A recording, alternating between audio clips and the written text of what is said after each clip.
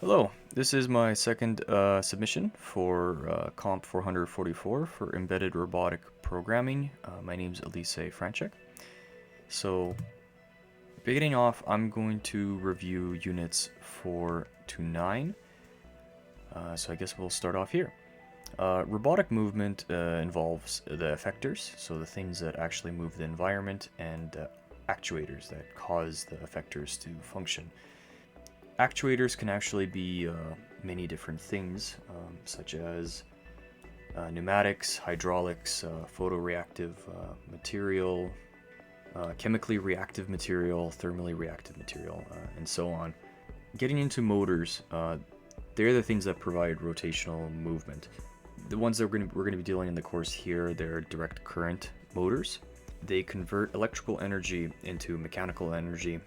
They use magnets to basically generate electromagnetism when a current is running around it, as you can see in that picture I drew there. And that electromagnetic energy becomes kinetic energy.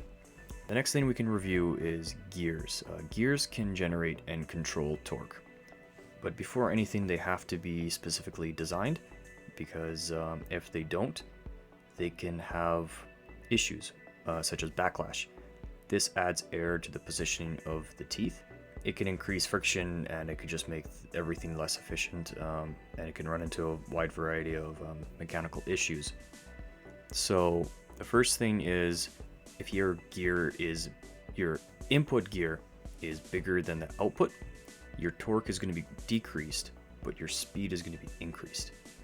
If your input gear is bigger or is smaller than the output gear, your torque is increased, your speed is decreased. So a little bit more on gears and motors. Their gears can be in series, and they can be in position called ganged gears. What they do is they multiply the effect of the torque or the speed. This is exactly what happens when you're trying to reduce the speed in your car. It goes through the transmission, and gears are either moved up or down. Pulse width modulation. Longer pulses, they affect the turning. This is very similar to what we talked about last assignment, but for using pulse width modulation to control the brightness or the colors of certain LEDs. Position control, it can increase accuracy, but it makes the movement stiff on the motors. Torque control, on the other hand, it uses torque to control the movement to get it to a certain position. So degrees of freedom. This is the minimum number of coordinates required to move a mechanical system. For example, if you need a mechanical arm in a certain position somewhere, you can calculate the degrees of freedom it has and then move each joint or actuator to where you need it to be. There are 6 degrees of freedom. There's translational and 3 rotational. Then we also have controllable and uncontrollable degrees of freedom. For example, cars have a couple degrees of freedom. However, they can only move back and forth. They can't move left and right, even though it is possible for them to do that. Trajectory is where something is going. We got continuous trajectory, such as it starts from point A and finishes at point B. Discontinuous trajectory is where it stops somewhere, so we can have C, and then keeps going to D. Non-holomic and redundant degrees of freedom. This basically shows how many degrees of freedom a mechanical system can have. Some have more, some have less. The ball and joint system, they have many degrees of freedom. So notes on locomotion. You can have a robot moving with legs, wheels, arms, and other things, but its stability becomes very important, because you have to take into consideration the center of gravity and polygon support. The center of gravity needs to be above the area that is covered by the ground points, and polygon of support, this is the area covered by the ground points. So if you draw the projection of your body onto the surface and trace the contour of the support points, you'll see where it is. If your surface area is very small, your tipping point will be easily reached, rather than if you have a very large surface area, it will be harder to tip. So we have differential driving and steering. This is when you can turn the wheels around wherever, like each one separately. Trajectory planning, this is how routes are searched and evaluated. Usually you try to find the optimal trajectory when you're traveling somewhere, however it's not always possible. Gates, this is how legs move, like in which order they're placed. And there's many different gates, but the two main ones are the tripod and the ripple gate. Ripple gates are used by many animals that have 6 legs or more. For example, the centipede is one. Notes on manipulation. So we got a little bit of terminology here on the manipulator, manipulation, the links, and the end effector. The question is, do robots have a joint limit? And yes, they do. An arm must move to also avoid its joint. Free space, we have to calculate how much free space we have to work with. Some of the challenges of manipulation are the amount of degrees of freedom we're working with, the constraints of the interface. For example, are we using a remote control with a joystick to control it? Are we using a glove with sensors on it to specific movements? And what is the limitation of sensing for a robot? Are they only able to measure the light, or are they able to measure all of their environment? We can use kinematics to calculate the motions, various areas of the robot. Compliance is important because depending on what the robot task is, it needs to have the correct parts on it. A robot that only moves 2 directions is very different than a robot that can juggle. Inverse kinematics is used here. Essentially, it's used to find the endpoints of joints. Dynamics and inverse dynamics, this is used when calculating or dealing with motion and energy of an object. We're not so much concerned here, but it would be very important for calculating in a balancing robot of any sort. So more details on sensors. We have internal and external states. Thing to note about sensors, they basically pick up physical properties and not the states of the environment, because it is impossible to get a definitive measure of the environment. We got proprioception and exteroception. Basically, if what's inside the robot can be sensed with proprioception sensors, and everything outside can be sensed with exteroception. Then we got the perceptual system.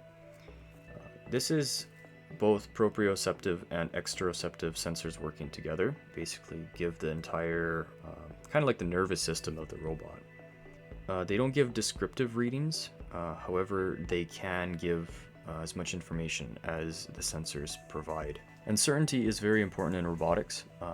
They really limit what choices the robot can make. It could be supported with extra knowledge, but in changing and dynamic environments, it's kind of hard to predict how things, like which way things will go. If you have a robot on Mars, it is very difficult to predict what will happen if a component breaks on it, or if a certain thing in the environment affects the system a certain way. So it has to be well prepared for that. Some design considerations that can be addressed are, what exactly does a robot need to do? Does the robot need to fly? Does it need to swim? What are the best sensors to achieve its goal? What is it it's sensing? Is it sensing light?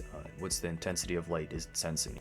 What kind of mechanical design does it need to have? Does it need to have wheels? Does it need to walk?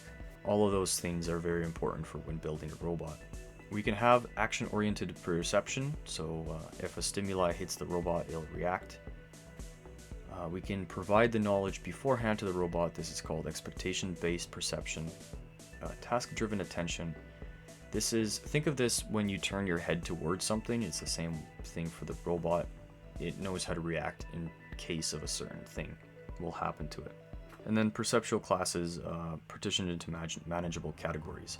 So if you have a distance sensor, we can have it sense when something's too close, far away, or really far away. That's what it means by partitioning things into manageable categories.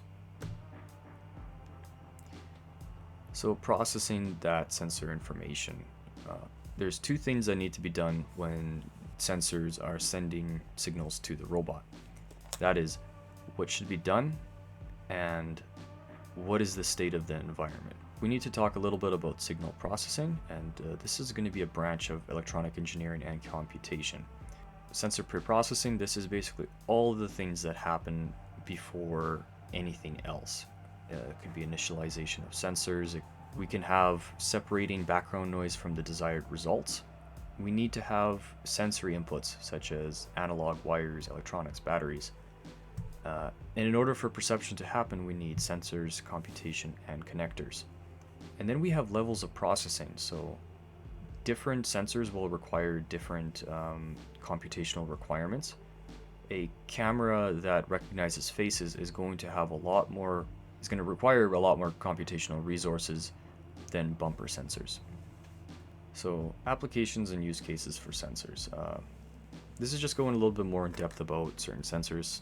We have passive and active sensors. They detect things. Active sensors, they detect and emit things. Simple and complex sensors, the difference between those two are how much processing is required to power the sensors and then use the information they provide. Switches, they're the most basic type. We got contact, limit, and shaft encoders. Then we have light sensors. They can detect different wavelengths.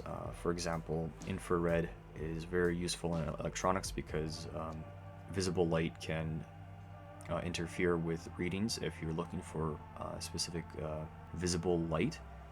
However, infrared is controlled very effectively. We got differential intensity. We can have sensors lined on an object, and depending on what each sensor is picking up, we can map where the strongest points of light are coming from. And then we can have a break-in continuity. These are break beam sensors. We're going to get into that in a bit. So the next thing we can talk about is reflective optosensors. This is reflective light. So photodiodes and phototransistors, they are faster than photoresistors. They're a lot quicker at picking things up because it doesn't have to wait in order to change the resistance to give an analog signal to computing it from. We got polarized light. Normal light travels in all directions. However, polarized light, it only travels in a certain direction. So if we have polarized filters, we can catch that certain light. There's many different applications for it in robotics. Ambient light. This is the stuff we got to watch out for. It can be subtracted or canceled out to get the proper reading. We need to have our sensors calibrated to maximize their performance. And this is where we get into break beam sensors. And on the right side here, we have a detector and a emitter. Whenever the little motor spins, it blocks light, but then lets light pass through. Every time the light passes through, it gets detected by the detector, and so we get a signal back. However, on reflectance-based shaft encoders, what actually happens is we have the emitter, it hits the object or the disk, and then reflects back to the detector. And it just different applications for different things, like certain cars use it to track the speed, the odometer, and so on. Quadratic shaft encoding, this can actually detect when the motor turns around. So a little bit on sonars. They use echolocation, basically echoes to map distance. We use time of flight to calculate how far sound travels. That's the speed of sound. And a transducer, this type of component, it converts one type of energy into another. So robotic sonars, they operate at 50 kilohertz. Medical sonars operate between 3.5 and 7 megahertz. Specular reflection is when you get a reflection back from something, but not necessarily from the center of the object or the object itself. It could be from something nearby. We can solve specular reflection by using arrays of sonars and record a history of readings, so we can kind of average out and see any inconsistencies, or like if something is actually in front of us, and we can graph it over time instead of having random interferences from laser sensors. What a laser is an amplified and coherent radiation at one or more frequency. It's measured differently with phase shift, but this is actually done in the electronic itself, so we're not going to be too concerned with how that's done. Another main thing to note, light has different properties than sound. So this is some of the specifications for the SICK LMS 200 sensor. However, it is very big and very expensive to use. However, there are some alternatives that we can work with. Resolution is very important when trying to work with especially vision. The higher the resolution obviously is going to be more computation, however the more quality we'll get out of something recorded. So visual sensing and cameras. For machine and robotic vision, they're usually concerned with what is that, where is that, and who is that. So light goes into lens and then goes into the charge coupled device. We have diffuse reflection, which is light that is absorbed but then released, and that is the type of light that we're seeing. What is a frame grabber? It basically captures camera's analog signals and then stores it as a digital image. After that, we would need to have the image processed, and this is where edge detection plays a role, and this is usually done in early vision. Edge detection needs to find curves. What this mathematically means is we're taking the derivatives of the signals and then seeing where they line up. Dealing with noise requires smoothing, and this is produced with convolution. It kind of works like a filter. And then we have segmentation, so it's dividing or organizing the image into parts that basically can correspond to entire objects, and then we can start to separate those objects based on analysis. A little bit more on visual sensing, model-based vision. So facial recognition, it uses this. We can give it existing knowledge of things, and it basically helps it determine where an object is through a set of approaches. We got stereo vision. This is a thing that humans have and most predators.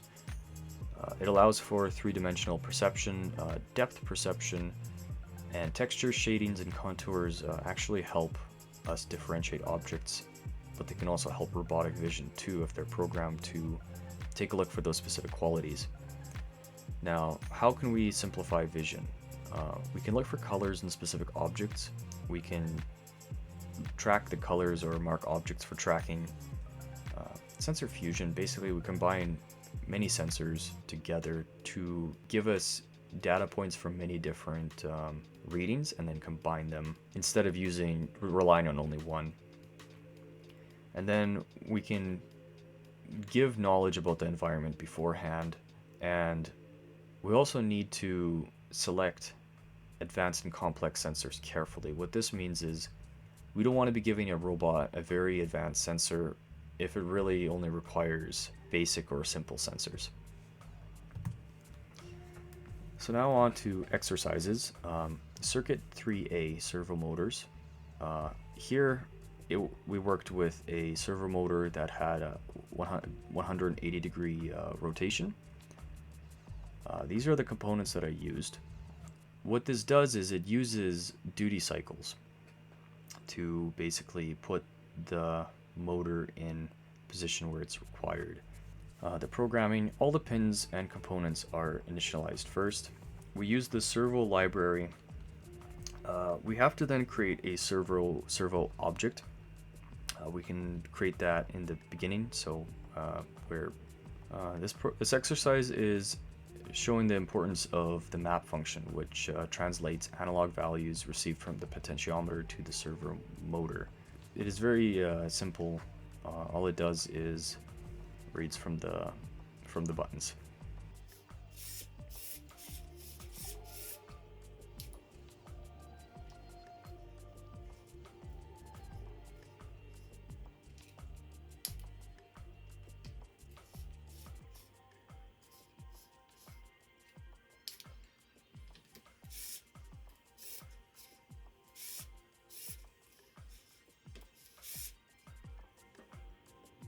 Exercise 3B, distance sensor, using ultrasonic sensor This is the components used here, and I'm going to get a little bit into how the echo pin works and then the trigger.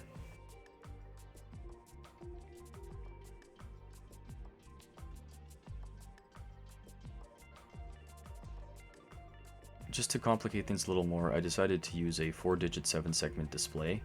For that, I had to use the sevseg library. It was a lot of initializing in the beginning, getting the correct pins, and then programming it to overlay the distance every time the interval would pass, which was just, it ended up being very close to real time, or at least noticeably to the human eye.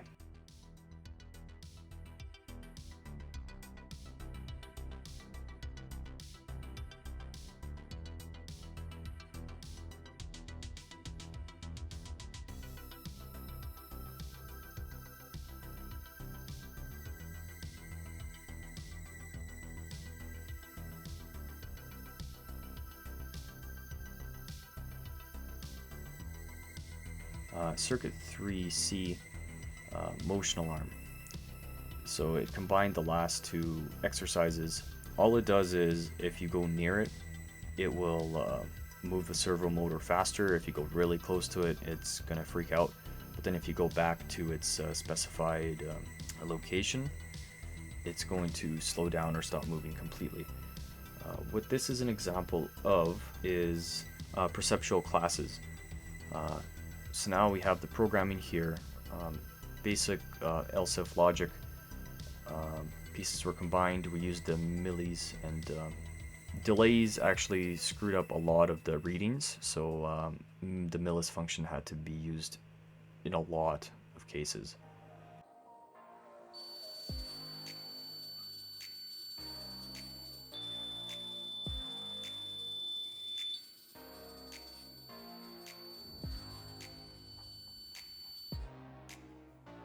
And the last three exercises were very similar. All of them utilized the LCD screen, which was essentially the same between all of them. The only difference was in one of them we used the temperature sensor, and in the other we only used a button. But each of them displayed a function that the LCD screen was capable of showing and refreshing.